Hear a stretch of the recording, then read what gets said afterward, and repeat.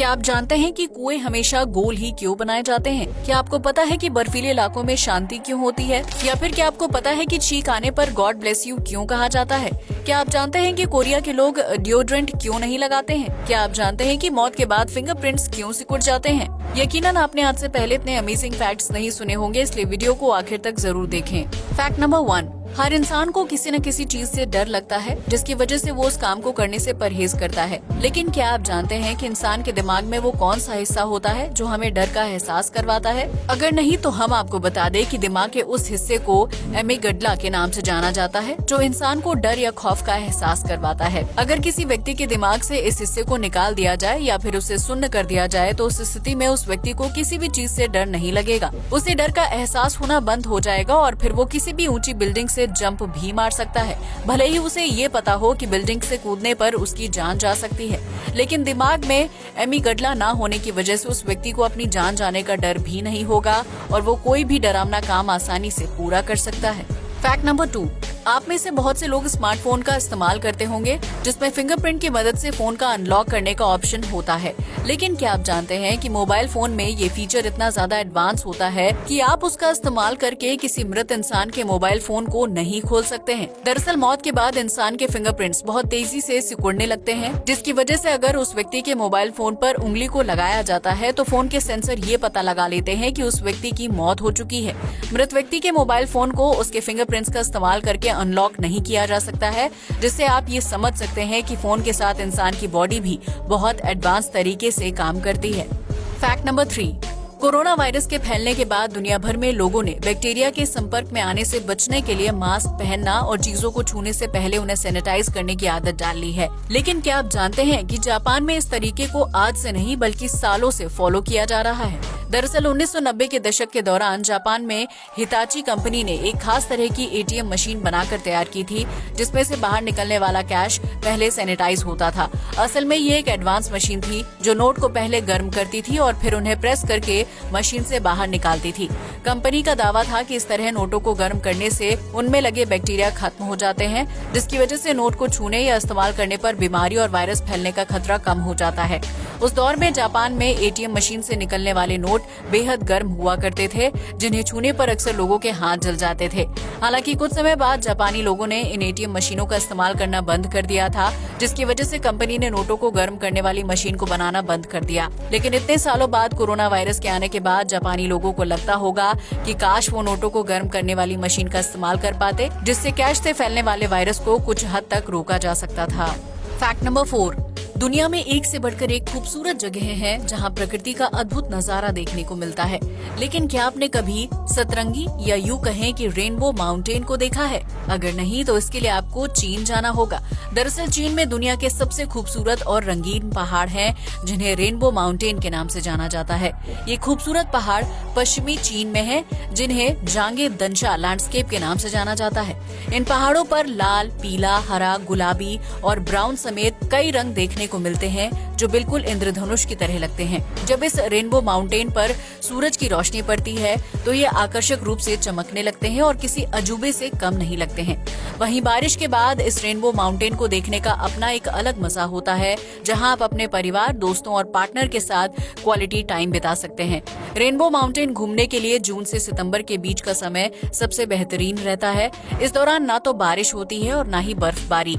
वहीं अगर आप ठंड के मौसम में रेनबो माउंटेन देखने जाएंगे तो आपको बर्फ की सिर्फ मोटी और सफेद परत देखने को मिलेगी। फैक्ट नंबर 5, ये तो हम सभी जानते हैं कि कछुआ धीमी गति से चलने वाला एक जीव है, जिसे सड़क या रेलवे ट्रैक पार करने में काफी लंबा वक्त लग जाता है। जापान में इन्हीं कछुओं की वजह से कई बार ट्रेन लेट होती थी तो कभी पटरी से नीचे उतर जाती थी। दरअसल जापान में कछुओं की संख्या काफी ज्यादा है, इसलिए शहरों में इस जीव को सड़क और रेलवे ट्रैक पार करते हुए आसानी से देखा जा सकता है। लेकिन कछुए का ऊपरी खोल बहुत ही कठोर होता है, जिसकी वजह से अगर कछुआ गलती से रेलवे ट्रैक पर चला जाए और उसी समय ट्रैक से ट्रेन गुजर रही हो तो ऐसे में कछुए के खोल की वजह से ट्रेन पटरी से उतर जाती थी और कछुए की भी मौत हो जाती थी। इस समस्या से बचने के लिए जापान की सरकार ने एक अनोखा तरीका निकाला, जिसके तहत उन्होंने रेलवे ट्रैक के नीचे छोटी छोटी सुरंग बना दी। इन सुरंगों की मदद से कछुआ आसानी से रेलवे ट्रैक को क्रॉस करके एक तरफ से दूसरी तरफ जा सकता है, जबकि पटरी के ऊपर से गुजरने वाली ट्रेन को भी कोई नुकसान नहीं पहुंचता है। इस तरह जापान में कछुओं के लिए दुनिया की पहली ऐसी सुरंग को बनाकर तैयार किया गया है, जिससे रेल दुर्घटना को रोकने के साथ साथ कछुओं की आबादी को कम होने से भी बचाया जा सकता है। फैक्ट नंबर 6, गर्मी के सीजन में पसीने की वजह से अक्सर शरीर और बगल से बदबू आने लगती है, जिससे बचने के लिए कई लोग डिओड्रेंट का यूज करते हैं। लेकिन क्या आप जानते हैं कि इस दुनिया में एक ऐसा देश भी है जहां के लोग कभी भी डिओड्रेंट का यूज करते ही नहीं हैं। इस देश का नाम कोरिया है, जहां रहने वाले लोगों के शरीर में ABCC11 नाम का जीन नहीं पाया जाता है। दरअसल इस जीन की वजह से ही किसी भी इंसान के शरीर से बदबू आती है, जिससे बचने के लिए लोग डिओड्रेंट का यूज करते हैं, जिसमें से गीला तत्व अंडर आर्म्स में बदबू पैदा करने का काम करता है। वहीं जिन लोगों के शरीर से सूखा जीन बाहर निकलता है, उनके शरीर से बदबू आने की समस्या नहीं होती है। कोरिया के लोगों के शरीर में ABCC11 जीन का सूखा स्वरूप पाया जाता है, जिसकी वजह से उन्हें शरीर या अंडर आर्म से आने वाली बदबू का सामना नहीं करना पड़ता है। कोरिया के लोग डिओड्रेंट का यूज करना पसंद नहीं करते हैं, क्योंकि उन्हें इस तरह के प्रोडक्ट की जरूरत नहीं होती है और इससे पैसे की बर्बादी भी होती है। आपको बता दें कि कोरिया जाने वाले ज्यादातर पर्यटक अपने साथ डिओड्रेंट लेकर जाते हैं, क्योंकि उन्हें ये शिकायत रहती है कि इस देश में डिओड्रेंट को ढूंढना या खरीदना सबसे मुश्किल काम है। आपको ये जानकर हैरानी होगी कि यूरोप और अफ्रीका जैसे देशों में रहने वाले लोगों के शरीर में ABCC11 जीन का गीला स्वरूप होता है, जिसकी वजह से इन देशों के लोगों को शरीर से बदबू आने की समस्या का सामना करना पड़ता है। वहीं पूर्वी एशियाई देशों में ये संख्या बहुत ही कम है, जबकि कोरिया में इस तरह के लोगों की संख्या ना के बराबर होती है। फैक्ट नंबर 7, आज तक आपने ये सुना होगा कि व्हेल पानी में रहने वाली मछली है जो समुद्र से बाहर आते ही मर जाती है। लेकिन अगर हम आपसे कहें कि व्हेल हवा में भी उड़ सकती है, तो क्या आप हमारी बात पर यकीन करेंगे? दरअसल फ्रांस में एयरबस एयरलाइंस द्वारा एक बहुत ही खास प्लेन डिजाइन किया गया है, जो हूबहू एक व्हेल की तरह दिखाई देता है। इस प्लेन को पहली बार नवंबर 2014 में लॉन्च किया गया था, लेकिन साल 2018 में इस प्लेन के डिजाइन में कुछ बदलाव किए गए, जिसके बाद इसे आम लोगों के लिए शुरू कर दिया गया। ये प्लेन दिखने में बिल्कुल व्हाइट व्हेल की तरह लगता है, जिसके फ्रंट में 2 आंखें, मुंह और एक खूबसूरत सी स्माइल नजर आती है। इस प्लेन को बेलुगा व्हेल के नाम से जाना जाता है, जिसके हवा में उड़ान भरते ही ऐसा लगता है कि व्हेल पानी से निकलकर आसमान में उड़ रही है। बेलुगा व्हेल को दुनिया का सबसे खूबसूरत और क्यूट हवाई जहाज भी माना जाता है, जिसकी तस्वीरें सोशल मीडिया पर काफी ज्यादा वायरल हो रही हैं। फैक्ट नंबर 8, ठंड के मौसम में पहाड़ी इलाकों में खूब बर्फबारी होती है, जिसका आनंद उठाने के लिए शहरों से लोग बड़ी संख्या में घूमने के लिए जाते हैं। लेकिन क्या आपने कभी महसूस किया है कि बर्फबारी वाली जगह पर एक अजीब सी शांति होती है, जिसे आप किसी भी गर्म यानी सामान्य जगह पर चाहकर भी महसूस नहीं कर सकते हैं? दरअसल इसके पीछे साइंटिफिक रीजन छुपा हुआ है, जिसकी वजह से बर्फबारी वाली जगह पर हमेशा आपको शांति का एहसास होता है। असल में किसी भी गर्म या सामान्य जगह पर ध्वनि तरंगों की ट्रैवल करने की स्पीड काफी तेज होती है, जिसकी वजह से वहाँ हर वक्त शोर या आवाज सुनाई देती है। वहीं ठीक इसके विपरीत ठंडी या बर्फीली जगह पर ध्वनि तरंगों के ट्रैवल करने की स्पीड बहुत ही कम हो जाती है, जिसकी वजह से वहाँ शांति या धीमी आवाज सुनाई देती है। इतना ही नहीं, जमीन पर पड़ी बर्फ ध्वनि तरंगों को अवशोषित करने का काम करती है, जिसकी वजह से अगर कोई व्यक्ति धीमे स्वर में बात करे तो उसकी आवाज दूसरे व्यक्ति को सुनाई नहीं देती है। इतना ही नहीं, ये बर्फ आसपास की अतिरिक्त आवाजों को भी अवशोषित कर लेती है, जिसकी वजह से बर्फीली जगहों पर बहुत ही शांति का अनुभव किया जा सकता है। फैक्ट नंबर 9, आपने अक्सर देखा होगा कि जब किसी व्यक्ति को छींक आती है तो उसके साथ बैठा व्यक्ति प्यार से गॉड ब्लेस यू कहता है। लेकिन क्या आपने कभी सोचा है कि छींक आने पर इस शब्द का इस्तेमाल क्यों किया जाता है और इस प्रथा की शुरुआत कहां से हुई थी? अगर नहीं तो हम आपको बता दें कि लोगों का ऐसा मानना है कि छींक आते समय दिल की धड़कन कुछ सेकंड्स के लिए रुक जाती है, जिसकी वजह से व्यक्ति की जान जाने का खतरा रहता है और इसी खतरे को टालने के लिए गॉड ब्लेस यू शब्द का यूज किया जाता है।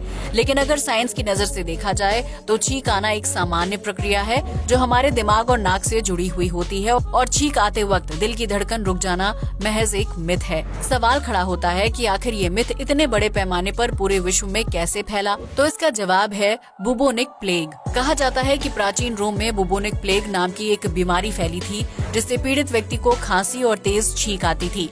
चर्च के पादरी पोप ग्रेगरी ने लोगों को सुझाव दिया कि वो छींक आने पर गॉड ब्लेस यू शब्द का इस्तेमाल करें, ताकि बीमारी से पीड़ित व्यक्ति को भगवान का आशीर्वाद मिले और उसकी मौत को टाला जा सके। पोप ग्रेगरी के कहने पर रोम के लोगों ने किसी व्यक्ति के छींकने पर गॉड ब्लेस यू कहना शुरू कर दिया था, जिसके बाद ये शब्द प्रचलन में आ गया और देखते ही देखते महामारी भी खत्म हो गई। हालांकि तब तक रोम के लोगों को छींकाने पर गॉड ब्लेस यू कहने की आदत हो चुकी थी, लिहाजा उन्होंने इस चलन को आगे भी बरकरार रखा और फिर ये शब्द रोम से होते हुए अन्य देशों में तेजी से फैलता चला गया। वर्तमान में किसी भी व्यक्ति द्वारा छींके जाने पर गॉड ब्लेस यू कहना बहुत ही कॉमन बात हो गई है, जिसका इतिहास जाने बिना हम एक पीढ़ी से दूसरी पीढ़ी तक इस शब्द को ट्रांसफर कर रहे हैं। फैक्ट नंबर 10, आपने गांव कस्बों में कभी न कभी कुएं जरूर देखे होंगे जिनका इस्तेमाल पानी भरने के लिए किया जाता है, लेकिन क्या आपने कभी कुएं के आकार या डिजाइन के बारे में सोचा है, जो हमेशा गोल ही होता है? दरअसल कुएं का गोल डिजाइन प्राचीन समय की कारीगरी को दर्शाता है, क्योंकि उस दौर में आधुनिक मशीनें नहीं हुआ करती थी। मजदूर हाथों से कुएं की खुदाई करते थे और गहराई तक पहुंच जाते थे, जिसकी वजह से कुआं ऑटोमेटिक तरीके से गोल बन जाता था। इसके बाद कुएं के ऊपरी हिस्से को भी गोल आकार में ही डिजाइन किया जाता था, ताकि कुएं के अंदर से पानी निकालना आसान हो और कुएं की दीवारें लंबे समय तक मजबूत रह सके। अगर कुएं को गोल के बजाय चौकोर आकार में बनाया जाता तो उसकी दीवारें लंबे समय तक टिक नहीं पाती थीं और कुआं अंदर ही अंदर ढह जाता था। वहीं गोल आकार के कुएं में दीवार ज्यादा मजबूती के साथ एक दूसरे से जुड़ी रहती है और लंबे समय तक जमीन से जुड़ी रहती है। इसके अलावा गोल आकार वाले कुएं से पानी की भरी हुई बाल्टी को बाहर निकालना आसान होता है और उसके साथ और ज्यादा मेहनत नहीं करनी पड़ती है। आज के लिए बस इतना ही। जय हिंद दोस्तों।